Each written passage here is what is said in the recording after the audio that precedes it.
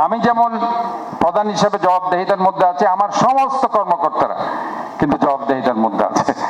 কাজে এই জায়গায় আমি মনে করি জনগণকে আমি প্রায়োরিটি দিচ্ছি। নাগরিক সেবার সহজ, দ্রুত ও প্রযুক্তি নির্ভর করি পেলে প্রায় 3 কোটি টাকা ব্যয়ে আমাদের চট্টগ্রাম নামে নতুন one stop citizen service app চালু করছে Chattogram city corporation. Mayor doctor Sadat হোসেনের উদ্যোগে চালু হয়নি এই প্ল্যাটফর্মের মাধ্যমে নগরবাসী গরত বইয়েরে বিভিন্ন সেবা গ্রহণ ও অভিযোগের অগ্রগতি জানিতে পারিব।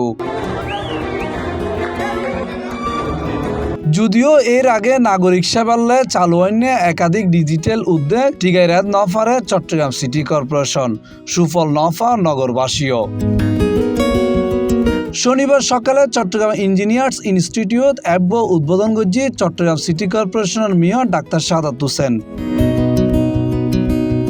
অ্যাপর ইন্টারফেস বিশ্লেষণ করে দেখা গিয়ে রাস্তাঘাট, জলাবদ্ধতা, মশার উপদ্রব, বর্জ্য ব্যবস্থাপনা, সড়ক বাতি, নালা নর্দমা সহ 10খান ক্যাটাগরিতে 24 সহ অভিযোগ জানানো যাইব।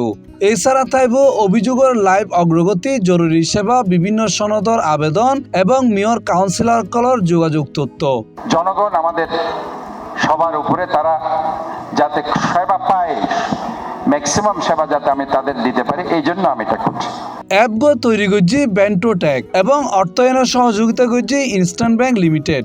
মেয়র হয়ে এই অ্যাপের মাধ্যমে নাগরিকসকলের অভিযোগ দ্রুত নিষ্পত্তি করা হইব এবং ব্যাংক কার্যক্রম ড্যাশবোর্ডের মাধ্যমে পর্যবেক্ষণ করা হইব।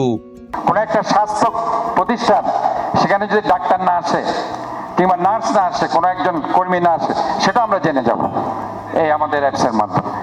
কাজে আমরা সবাই এখন একটা জবাবদেহিতার মধ্যে।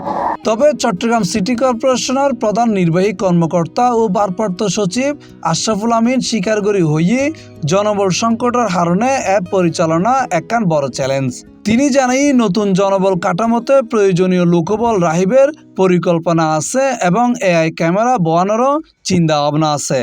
যদি অটোমেটিকলি কোনো সিস্টেমের মাধ্যমে এটা জানা যেত আরেকটু ভালো হতো। আমরা বললাম স্যার কিভাবে করবেন, তখন একটা এআই ক্যামেরা বেস একটা সলিউশন আমরা অটোমেটিকলি মন্ত্রণালয়ে পাঠিয়েছি ডিপিপিটা। সেটা হচ্ছে বিভিন্নখানে সিকিউরিটি সিস্টেমের জন্য আমরা যে আর্টিফিশিয়াল ইন্টেলিজেন্স ক্যামেরাগুলো বসাবো, সেই ক্যামেরার একটা ফিচার থাকবে যে কোথাও ময়লা 2-3 দিন ধরে পড়ে আছে, সেই ক্যামেরা অটোমেটিকলি ডিটেক্ট করবে, করে হিউম্যানের মতো এখানে কমপ্লেন উঠবে, অথবা কোথাও পানি উঠে গেছে, পানিটা একটু লেভেল হাই হয়ে গেছে, জলাবদ্ধতা আছে, সেটাও ওই ক্যামেরা অটোমেটিকলি ডিটেক্ট করবে, ডিটেক্ট করে এটা কমপ্লেইন আকারে আমাদের নিকট প্রেরণ করবে। মানে স্যার চাচ্ছেন যে পুরো সিটি কর্পোরেশনের সার্ভিসটাই মানুষ যেন ঘরে বসে লেটেস্ট টেকনোলজি ব্যবহার করেই পেতে পারেন। এটির উদ্যোগ স্যার গ্রহণ করেছেন, এই জন্য স্যারকে অসংখ্য ধন্যবাদ। 2022 সালে তৎকালীন মেয়র রাজাউল করিম চৌধুরী অনলাইনে গৃহকর ও ট্রেড লাইসেন্সর ফি পরিশোধের ব্যবস্থা চালু করিল। প্রচারণার অভাব ও রাজস্ব বিভাগের অনীহা তা কার্যকর নয়। এখনো হোল্ডিং ট্যাক্স মূলত ম্যানুয়াল পদ্ধতিতে আদায় করা হয়, যা লয়েরে অতিরিক্ত অর্থ আদায় ও হয়রানির অভিযোগও আছে। ট্যাক্স আত্মসদর ঘটনায় এর আগে 3 জন কর্মচারী চাকরিচ্যুত হইল। আমরা একটা হেলথ কার্ড করেছি, বছরে একটা রেজিস্ট্রেশন নামে মূল্য দিয়ে ওই বাচ্চার পুরো পরিবার ওই হেলথ কার্ডের মাধ্যমে 50% ডিসকাউন্টে চট্টগ্রামের নাম করা সেবা প্রতিষ্ঠানগুলো থেকে তারা সার্ভিস পাবে।